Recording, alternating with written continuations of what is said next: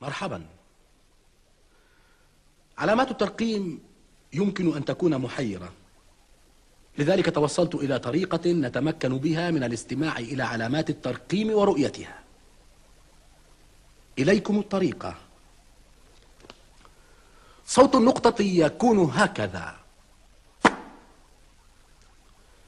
وعلامة التعجب تكون هكذا مع تحتها، وهذه هي الفاصلة. وبعد القول وعلامة الاستفهام صعبة نسبيا، إنها مع تحتها. معي كتاب سأقرأ عليكم فقرة منه حتى تروا وتسمعوا كيف تبدو هذه الطريقة. أين الصفحة؟ أين الصفحة؟ تركت علامة عليها. ها هي.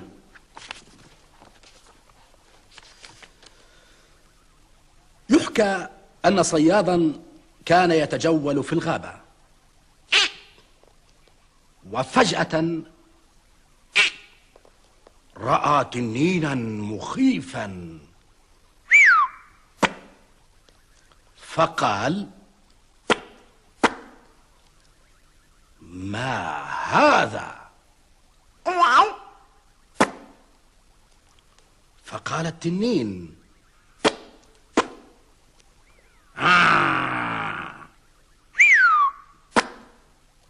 فقال الصياد: التنين يهددني، خذ هذا السهم وهذا وهذا وهذا. فأصيب التنين بذاك السهم وذاك وذاك وذاك، وكانت هذه نهاية التنين. وهذه هي نهاية قصتنا.